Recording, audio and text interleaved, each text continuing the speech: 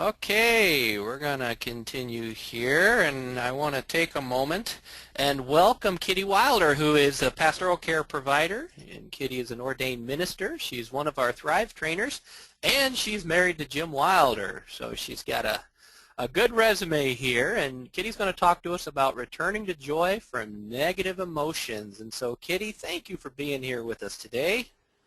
Thank you so much. I'm so glad I can be here. We're going to have fun today. You've got some good stuff to share with us.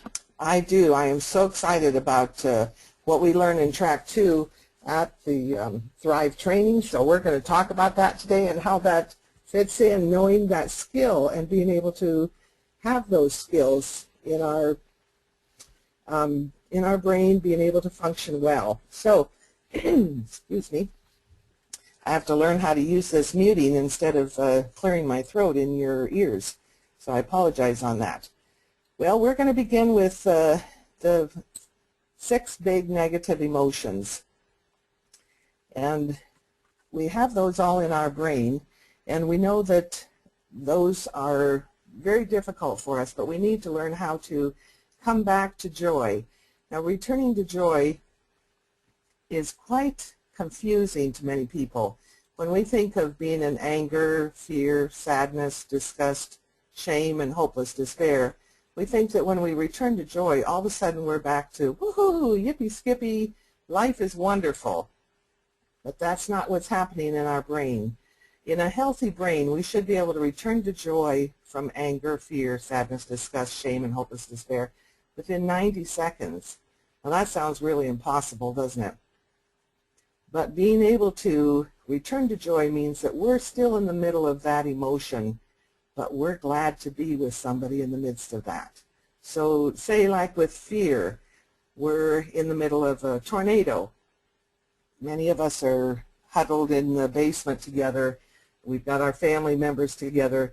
We're still frightened about what's happening with the tornado that's going on around us, but we're glad to be together. We're glad that our family is here. And even though we're still in fear, we're building joy because we're glad to be together. That's the crucial element there. So that's what returning to joy means from each of those negative emotions. And so that's what we focus on. We want to be able to get a pathway back to joy from each one of those. Otherwise, we get stuck and we don't know our way back.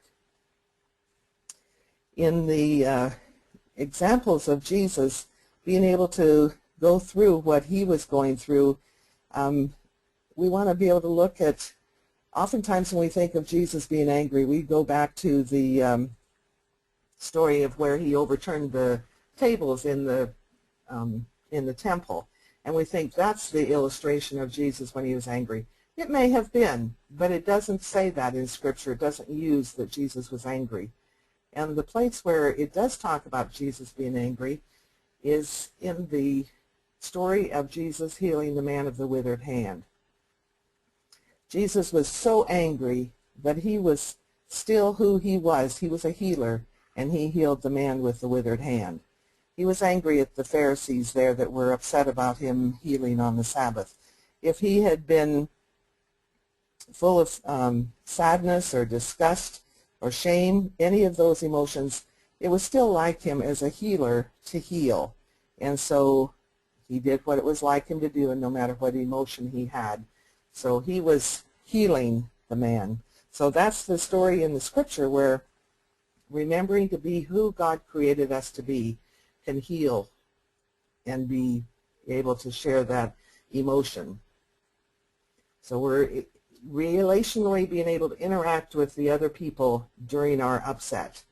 And that's a crucial skill that we need to be able to learn about in our everyday lives, and particularly for pastors, being able to know how to relate to your staff, being able to relate to your family, being able to relate to your congregants, the ones in your church, how to be able to continue to be relational with them during their upsets. God remembered who he was in the midst of that, and so we need to remember who we are. In our training, when we come to the Thrive training, we work at being able to pay attention to who God created us to be. What kind of a heart did he give us? So we want to be able to know how to repair ruptured relationships, how to return to relationship with people when we're feeling upset, overwhelmed, misunderstood, and accused. That is so frequent in our relationships in church with people that are upset about the way the music is run, the way child care is being taken care of, the way, we put in new carpet and people have spilled something on it. There's many, many ways in our churches where there's a lot of avenue for conflict. And so we want to be able to return to joy when we're interacting with upset people who are stuck. That is a lot of skill that we need to practice on and build. When we come to Thrive training, we give you the lectures, and it's like, I like to illustrate it like teaching you how to ride a bicycle. You can read the manual on how to ride a bicycle and imagine it, watch somebody riding it, but you actually have to get up and practice to get that balance, to be able to take off those training wheels and be able to learn how to navigate that. And that's what we do, and when we're working on returning to joy, we're practicing that because we have to do it over and over again. It's not something we can learn right away. We have to practice it. So returning to joy when interacting with upset people who are stuck. We oftentimes, if we run into a pastor who doesn't have these skills or people in authority over us, we feel dismissed. We feel like they're not paying attention. We feel diminished. And the way we interact with pastors, we tend to view authority figures, and they're often the representatives of who God is for us. Leaders tend to bear the brunt of the wounds that people have with authority figures. And so if we're not able to stay engaged with them and stay relational with them, we're not able to teach them this skill, because these skills are all passed on relationally. So it's a great opportunity for leaders, for pastors to be able to help people heal from their wounds, be able to help them see a different type of leadership, and it's redemptive in those relationships. So we don't want to dread when people come to us with their upsets, but be able to look at it as an opportunity where we can interact with them, we can repair the rupture, we can synchronize with them in their upset, and be able to help other people who are watching us, who are observing us. Part of our our training is being able to learn another download from other people. And if we are able to watch people in the community and see how they handle things, then we get a new video download in our right brain, which is very helpful. And so others are watching us, not just the one that we're interacting with. So as we engage and interact with the people that you serve and the numerous bystanders who are watching, people draw opinions from what they experience at church with leaders and other Christians.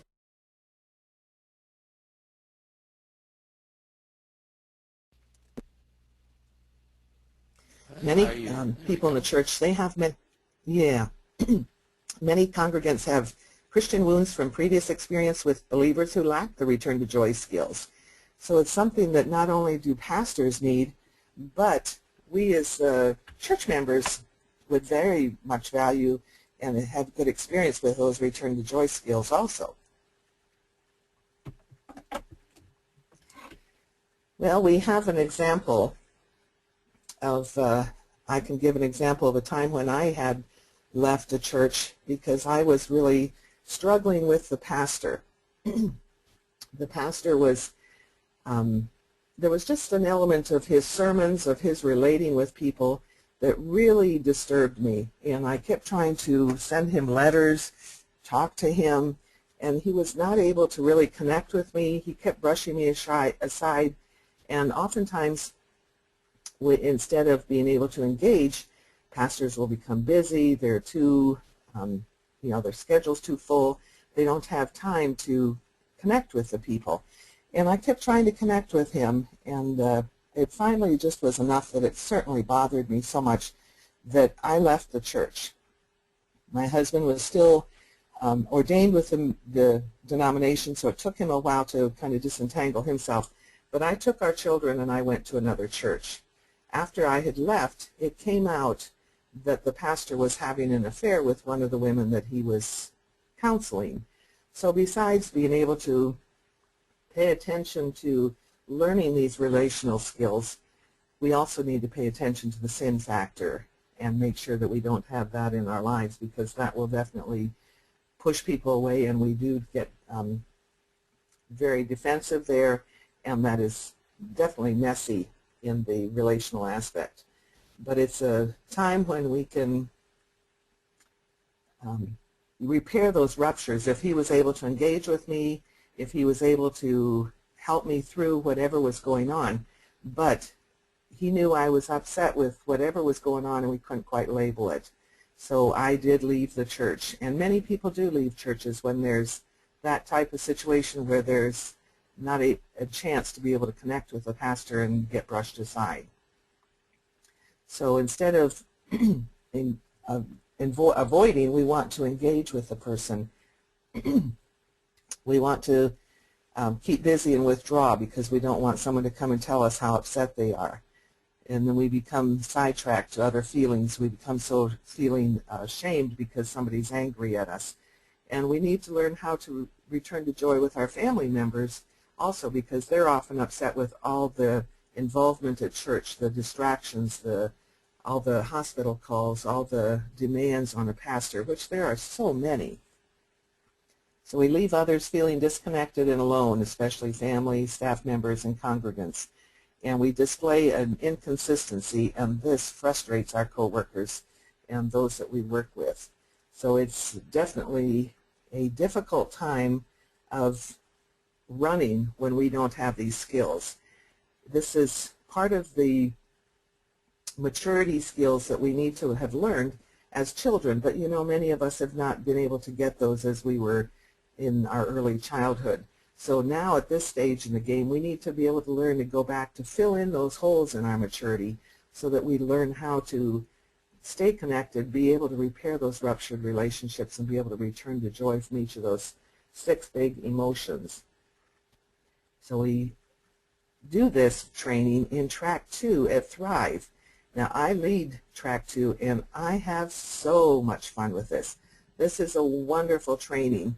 After you've come to Track 1, where you have learned how to build joy, then this is the second year of life, which we're trying to duplicate here, so we can learn to recover when things go wrong.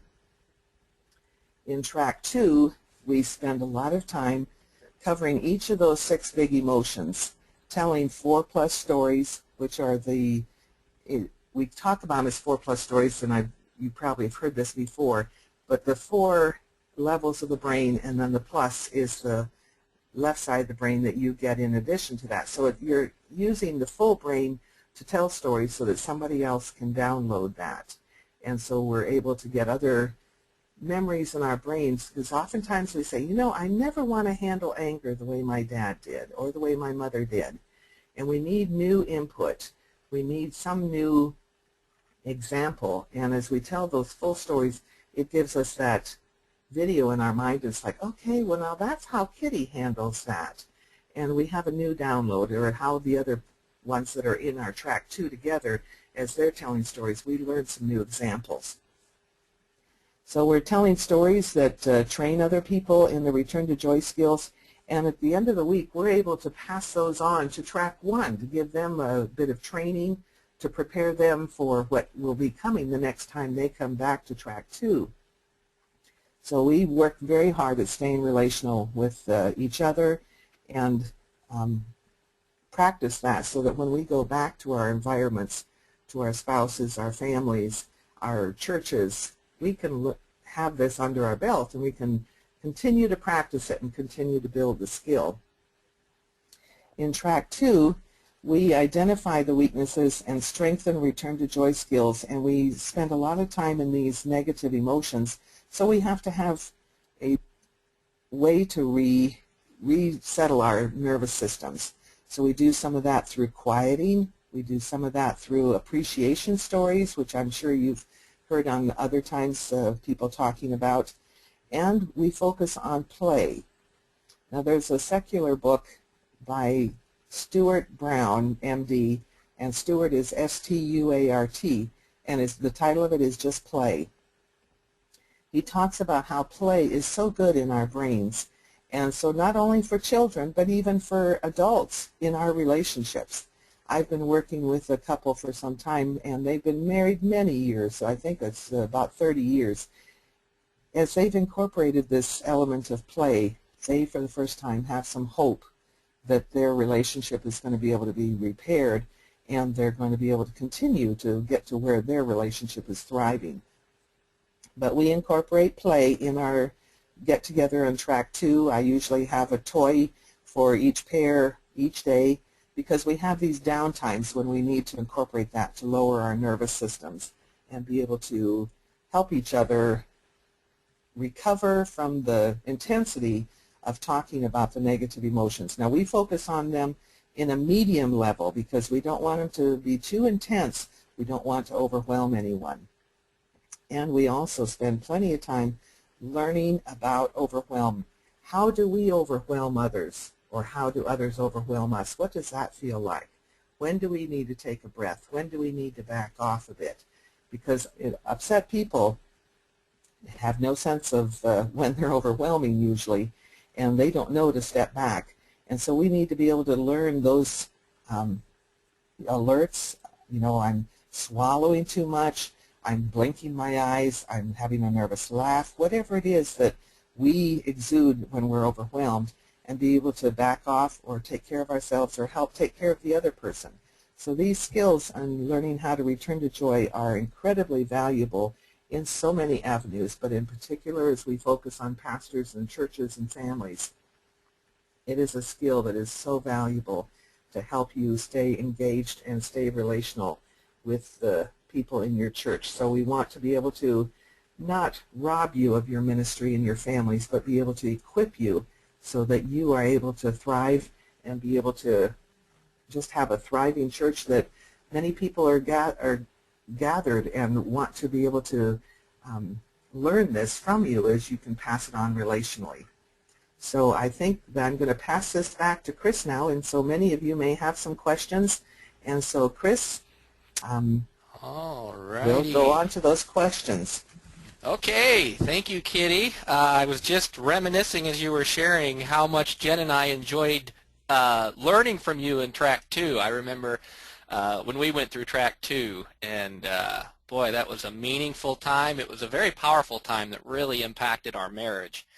And so I hope our listeners are kind of getting a feeling and catching this vision for how powerful this one skill that Kitty's talked about, returning to joy, really can be, not only for our marriages, but also for our ministries. And so we want to interact a little bit here. I have some questions for all of you, and this is to kind of help us think a little bit about how does this apply to my life, my ministry, my church, my congregation, and my family. So first question here I want to just throw out there is, how well do I handle someone being angry or upset with me? Kitty mentioned how important this skill would be in dealing with conflicts, dealing with upset people. So, so friends, how well do you handle someone being angry or upset with you? Does this feel like a natural skill? Does it feel like it's way outside of your comfort zone? What's your thoughts? Let's start some discussion on this, because this is ultimately about how well I return to joy from my shame or from my fear. It also is what Kitty talked about, the need to recognize overwhelm cues in myself and in other people. And these skills are our life preserver relationally. So I'm going to put this out there. And Denny, let me know if folks have any written questions or anything here. But how well do you all handle this? How well do you handle someone being mad at you? So this is the time when you'd want to raise your hand if you want me to unmute you, or type in your answer and I'll read it. One person said, if I don't know what to do, I become quiet. Mm-hmm. Yep. Okay. All right. Yep. Sure many of us can relate with that. We become quiet. We don't know what to do. Okay. Teresa, are you there? Oh, there she is. Teresa De Leon? Hello? Teresa has her hand up, but I'm here. Ah, there we go. Hi, Teresa. I had myself muted. I was going to say, no, I don't handle it very well. I usually withdraw and become silent or try to appease. And so I had a question for Kitty, too. She said something about synchronizing. So how do I synchronize with someone who's upset? Okay, well, synchronizing is a state where we get into the level 3 of our brain, and that is where we can share the emotion with somebody. So in being able to synchronize, we want to be able to share their facial expression, their breathing rate, the intensity of their emotion, and whether we agree with it or not, we can always say, yeah, I can understand, that really is frustrating, that is so upsetting, and be able to share that with them to where they can get the feeling of being understood. Does that make sense? Yeah, that does. That helps a lot.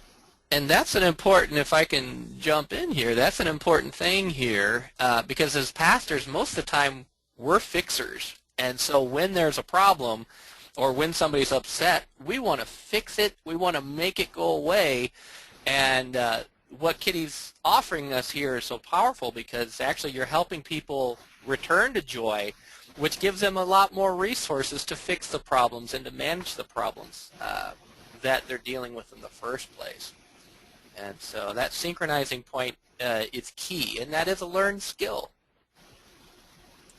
I think that's helpful because I had a major upset this past week, and whenever I would try to talk to somebody about it, they just tried to fix me and just gave me these answers that just were not helpful.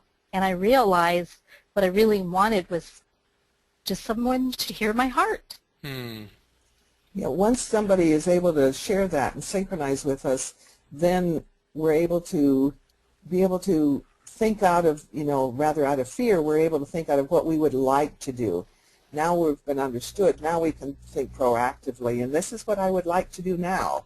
Rather, otherwise we are very stuck, and we're just getting defensive, and we're not able to think out of desire. We're thinking out of fear. all right, I've got a couple more answers if I can read some of those. And then, Jerry, I want to unmute you after I read a couple. Okay, Jerry? Jeffrey says, while it hurts initially because it threatens relationship, I tend to refocus on who Christ says I am in his eyes and settle the issue of my esteem being threatened. Brian says, if I can't fix it and make them feel good about my behavior, sooner or later I explode in frustration. Marie says, it depends about the care I actually have about my inner peace and joy at that moment. Sometimes we don't care about our inner peace and joy. That's right. That's true. Terry has a question. Is that where we can ask for God's sight? Well, God's sight would be very helpful in that point. We find that God's actually really glad to be with us, even when people aren't glad to be with us, or even if we're not glad to be with ourselves. And so inviting God to show us some of what he sees in a situation or with a person could certainly be an essential tool in this whole process. And sometimes it's hard to do that on our own, especially when we're really overwhelmed. So it helps to have somebody we trust to pray with us and help us and join us as we ask God, Lord, what do you see in this situation, or what do you want me to know about this person who is really mad at me right now? So, yeah, good point. All right. Jerry, are you there? Yes, I am. Hi, Jerry. And Trudy, you'll be Hi. next. Basically, on the point of synchronization, validation is usually the easiest place relationally I have found that I can engage with the other person. Synchronization becomes a lot more complicated about what's going on inside of me, whereas validation just allows the other person to feel what they're feeling, which is probably legitimate in their thinking anyway. And so I was just kind of wondering if what you, Kitty, and Chris would think about that. It just seems validation seems like a more basic place where we can just allow the other person to feel what they're feeling and not necessarily take it on ourselves. Well, that's an important aspect of being able to validate the person and being able to share the emotion with them while you're validating them. But validating is an important aspect because it's like, okay, how big is this? How important is this to you? And that is an important aspect of it. Thanks for bringing that up, Jerry. Yeah, good point, Jerry. Thank you. All right, I have someone just sharing anonymously. She says she feels helpless when her spouse's anger is out of control and he doesn't realize how he scares our son. She's not sure how to handle it. So. Yeah, that's pretty big right there. That takes us into a couple of these skills that Kitty mentioned. One would be that overwhelm skill, that when I am, what tends to happen is if I don't have that skill, or at least don't have it in much strength, what will happen in my upset, I'm not picking up on overwhelm cues because what's going on in my mind is the upset. And so I'm pretty much running everybody else over in the process. And to be on the receiving end of somebody's anger when they lack that overwhelm skill is not fun. And so that's definitely a missing skill.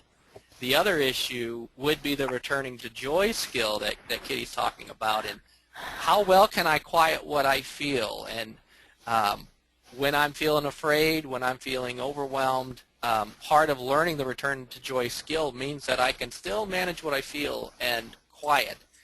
And so what tends to happen in these scenarios is it helps to try to talk about these skills when that person's not upset.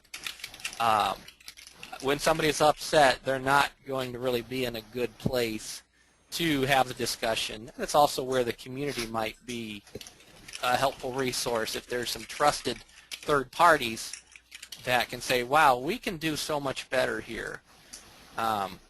In track 2, sorry, Chris. Oh, no, go ahead. In track 2, we work hard at training in how to pick up the cues in overwhelm. We work in bonded partners, so we have another bonded partner group that will observe as we have the interaction. So we usually start out in being able to learn what those overwhelmed cues are as we deal with fear. So oftentimes the person telling the story will work to get in your face, to get as close as possible and kind of be as big, and see if they can pick up on the cues. And if they can't, then the other bonded partner that's working with them will say, oh, you've got to stop now, they're overwhelmed, and they are training each other to pick up on those. During the week, we build intensity. We go from fear then to anger, and we may tell an angry story about something that's not related to our bonded partner, but by the time we get to the end of the week, we have gotten to the place where we are practicing on this skill so well that we work at telling a story of a time when I was really angry at you, my bonded partner. Whether the bonded partner, too, is not always a spouse. It can be a sibling, a best friend, a prayer partner, somebody that we're connected with. And so at the end of the week, we are working on a time I was really angry at you and how to pay attention to those overwhelmed skills. So there's a lot of training in track 2, and it's very valuable. And I've heard from a lot of couples, Kitty, how life-changing that one key exercise, that one key skill of the overwhelm cues, how much that creates safety in our relationships when the skill is present. It's just very powerful training. Helps us feel.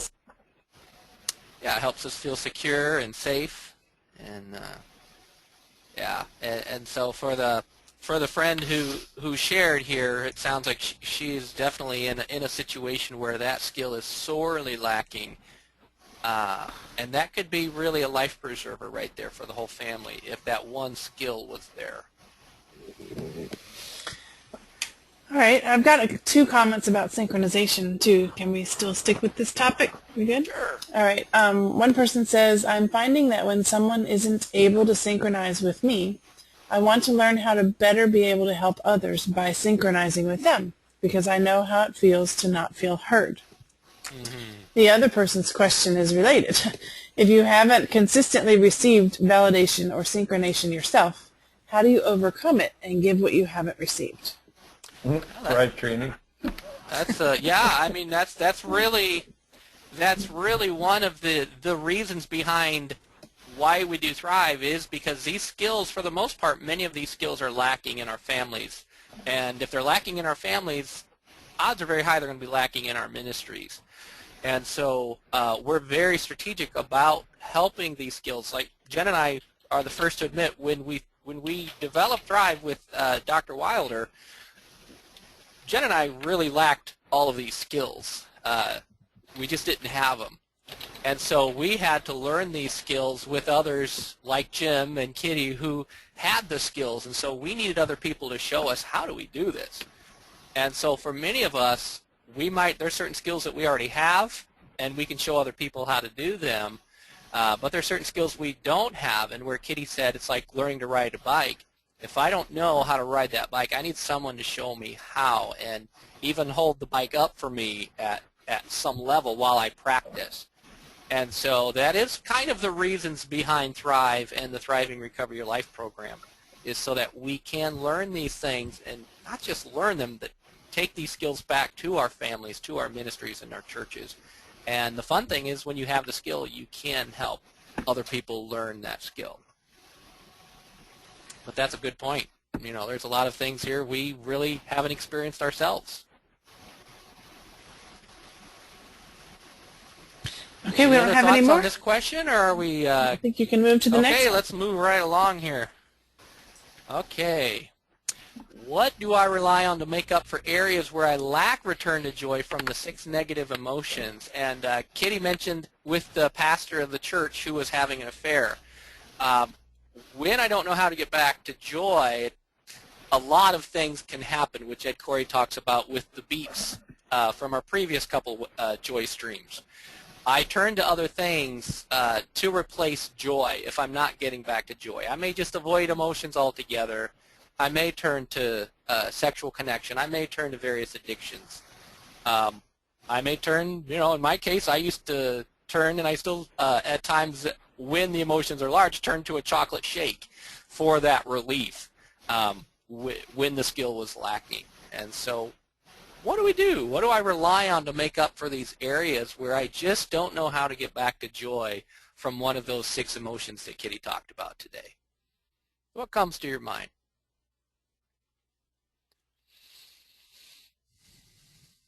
Maybe it's work, keeping busy. That's a popular one for us pastors.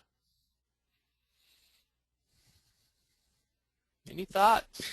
What do we turn to? One person admits food or some other distraction or control. Mm-hmm. Yeah. Silence, solitude, aloneness, Jesus. Yeah. Time in personal worship or prayer. Ask Jesus, work, food, expression of my point, separation. And Jeremy with a question, regardless of what beep is employed, at what point is that healthy versus unhealthy? Or is it always unhealthy? Well, that's a great question. There can be things like somebody said turning to Jesus. That's not a bad thing. When I'm stuck in maybe hopeless despair, many a psalm has been written by someone in a lot of despair, turning to God for a solution and for joy. So part of it is, one of them is what we call that Emmanuel lifestyle, and talking to Jesus about the things that I turn to. Where is it healthy? Where is it unhealthy? People, we look to people to show us the way back to joy if we don't have the skill. But sometimes I might be turning to people to replace the actual skill. I'm looking to people to just make me feel better rather than actually learning the skill, or even turning to God for some of that God sight that we talked about. So one of the things we want to look for is, am I doing this out of fear? Whenever I'm doing something out of fear, that's usually a sign that I've got to look at this a little closer and see what's going on. So am I doing things out of fear? What happens if I stop doing something? And so with my chocolate milkshake example, when I was looking for joy, instead of actually being able to return to joy, I felt some relief with a chocolate milkshake.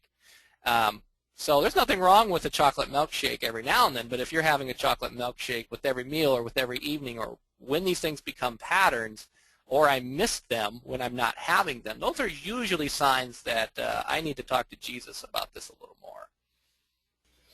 That's a Great good answer. question. Yep. Someone else said TV, and that's kind of in the same thing. If you're watching TV because you enjoy a show, there's nothing wrong with it. If you're watching it because you're trying to avoid talking to your family, that's a problem. That's right. That's it.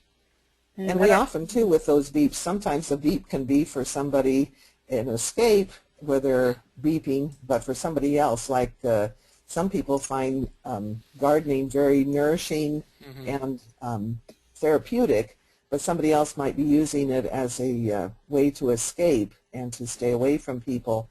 And then there's others that couldn't imagine doing any gardening and how that could ever be therapeutic or an escape. But it just all depends on the individual as to what they're using as an escape. Sometimes reading and just being able to avoid people. There's just numerous things that we look to for whatever it is that's going to ease our pain. That's right. That's very good. Any other thoughts on this one? And, I just want to make the point, there's no shortage of things that we can turn to.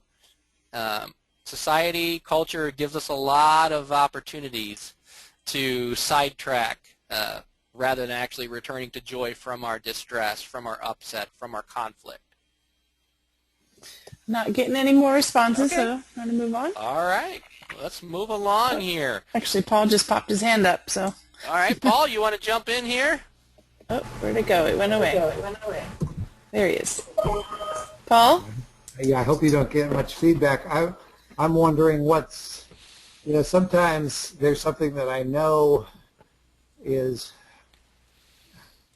a beep, but it helps, what should I say, is there a time just sort of for a cooling off period, to use something as an escape for a short period of time and then re-engage? I struggle with the fact that I know that this is a beep, but that sometimes just 5 minutes and cool off and then come back and re-engage. Oh, that's a great question, Paul, and that leads us to those two energy states that we all need, which is building joy and then resting. And so there's times I need to build joy and interact and be glad to be together, but I can't do that forever because it's going to be exhausting and then overwhelming. So I need to rest. And so what I hear you describing in your question actually would be the need for rest. And so that means I can interact, but I also need to rest. And so we can turn to a lot of beeps for the joy aspect, but also we can turn to beeps for the rest aspect. And so what we find is when I actually practice, it's called skill 2 of our 19 skills, when I practice the rest skill, the quieting skill, that's refreshing, and then I don't need to sidetrack to beeps over time as I'm actually learning and practicing this skill. And it's another skill that if I don't have the skill, I need someone to help to be with me and show me, wow, how do we quiet from this?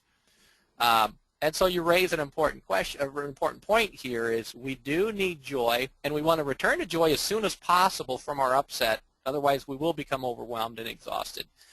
The other piece to this equation is we also need rest. And so Kitty talked about track 2 being where you get a workout with your negative emotions, but she also gives you a lot of opportunities for rest, to quiet, then have some play. So we build joy, we rest. And if we're upset, we return to joy and we rest. So, whether a beep is okay or not, that's where it really does help to have a little bit of God's perspective on this. And say, okay, Lord, what do you want me to know about this particular thing that I turn to in these moments? And just ask God some clarity on those things. So there are healthy forms of rest and quiet versus unhealthy beeps that you're using to rest and quiet. That was Jeremy's added a point there. Good, yes. Someone else agreeing with Paul's thought, is there a risk of demanding a resolution prematurely at times? Well, that's a great question. Yeah, I mean, the fun thing about these skills is what I find when I'm actually helping people quiet their upset, when we're getting back to joy together, everything else becomes more manageable. But if we're trying to solve something when the upset's still there, like an elephant in the room, I find that to be a solution might eventually come to whatever problem we're trying to fix, but it's just draining. It takes a lot of energy to try to swim in, when you're in the ocean and the waves are just really storming against you. That's hard work compared to trying to work things out once we're quiet, once we've been able to get back to joy, once our relational circuits are on, which we've talked about in previous joy streams. So, yeah, I mean, I help pastors practice these skills so that during those moments, the upset's happening and upset's quickly amplified. They find they're very pleased with the results of being able to quiet and help people quiet before they try to tackle these big problems. So that's a very good question. Any other thoughts on what would change in your ministry, or even if your family, if you learned the return to joy skills that Kitty's talking about today? What do you see would change today if you knew how to get back to joy, if your family knew how to get back to joy, if your staff knew how to get back to joy? All right, Jerry, I've just unmuted you again. Are you there? Yep. Chris, I thought that was an awesome point you just made, and I think so much with resolution, at least maybe this is part of my own personal journey, but I can't make the other person come to resolution. All I can do is make sure I have my RCs on, I've returned to joy, I'm remembering what it's like me to be me, and find that place of peace in Jesus, that Jesus is with me at that moment. And then the other person has to deal with their own internal stuff. And I think that there's such a tendency, especially like when the RCs are down, that wanting to fix the problem, fixation really gets in the way rather than taking responsibility. Yeah. It does, and that's good, Jerry. And Kitty really reminded us as pastors, upset people are going to look to us on how to guide a situation, how to guide people, how to guide families. And these skills that we're looking at here really do give us some of what we need during these moments that we're upset, or we're feeling accused, we're feeling misunderstood, we're feeling wronged. It just makes a big difference. It really does. Good. Thank you. I want to throw out another point to this question as we're looking at what will change in our ministries and our families. What would change in your congregation? What if your congregation had the return to joy skills and they actually knew how to get back to joy from their upset? What would that mean for the church? What would that mean for the body, especially during times of loss, or especially during times of conflict that Kitty talked about? It's amazing how new carpet can be a source of conflict in a church, or the worship, or whatever. I mean, these are all real problems. Jeffrey says a very pleasant atmosphere. Amen. And a question from Joan is, that would be good. yeah. Joan says, is Thrive training available for non-pastors? Yeah, great question. Thrive training, we call it leadership training, which means basically all of us are leaders to some degree, and we especially want pastors and counselors and missionaries, obviously, to come and get these skills. But a good number of our attendees are not pastors or counselors or missionaries. We have friends who just want to improve their marriage, and so a couple will attend. So you do not have to be a leader in the terms of what we may think of a church leader or an elder. Anyone who's serious about these skills will find Thrive extremely helpful, because it is 5 days of training, and so you come in track one, as Kitty mentioned, and you build a lot of joy. And it's all hands-on. When you get to Thrive, we actually don't have teaching at Thrive. It's all hands-on training. We give you all the information in the DVDs with Dr. Jim Wilder, as well as online courses and some books. And so by the time you get to Thrive, you hit the ground running, growing joy. And then if you come see Kitty in track 2 after you've done track 1, then you start learning how to return to joy from the 6 emotions. If you finish track 2 and come back for track 3, you'll see me, and we'll look at the solutions for the 5 levels of pain. which we really haven't spent a lot of time talking about. One of these days we will have a joy stream on actually what that means. So yeah, we invite you, if you're serious about wanting to learn these skills, come see us at Thrive. And her follow-up is, and what if one isn't in a couple? In other words, no bonded partner. Well, if you don't have a bonded partner, because Thrive's designed for pairs, and so if you don't have a bonded partner, this is the brilliance of Ed Corey and Jim Wilder and David Tackle developing the Thriving Recover Your Life program, because Thriving is for people who don't have bonded pairs. And so in Thriving, you develop three-way bonds, which are community bonds. And so as pastors, not everyone is going to be able to attend Thrive. So we want leaders come get the training, bring it home, and start running Thriving for the entire community. There's just a lot of great training through Thriving for people who may not have bonded partners. So there's two ways to learn this training: Thrive, and then there's Thriving. Okay, and another answer to your bottom question there, what would change if my congregation learned return to joy skills? Jeffrey says the church would become very attractive to hurting people, and a greater segment of the body would be equipped to bring healing to them, thus freeing leadership to fulfill their calling. Oh, I like that answer. Yeah. Yeah. Brian That's also another important aspect about those. Oh, excuse me. No, go ahead. I just wanted to highlight on the return to joy skills, because hopeless despair is one of those big negative emotions. And we as Christians, that is the best place for us to get to a point of where we don't have those time and resources, but we know a God who does. And so the church needs to be a place where we can bring in all those people in hopeless despair and introduce them to God, who has all that time and resource. So that is one of those skills that's a real frightening skill to get to, but yet one where we as believers should be comfortable with and know that we can get to that point where, God, it's yours. I can't do anything about it. And he's waiting for us to get to that point. But yet many of us fight that one. So that's a really good one for the church. And if the church can learn that, then we can welcome people in that are in hopeless despair, and they don't have to come with their package all together and know how to perfectly handle life. So that's an important one for the church. Yes, it is. Yes, it is. All right, Brian wants to know, how does Thrive differ from traditional Christian counseling? Well, great question. One of the things, there's a lot of answers to that. Let me give the short answer. One of the things is, Kitty mentioned the right brain training. And so basically a lot of these skills that we're talking about are skills that we should have ideally learned the first 3 years of our lives. And what happens is when these skills are missing or absent just because my family or my community lack the skills, I grow up without the skills.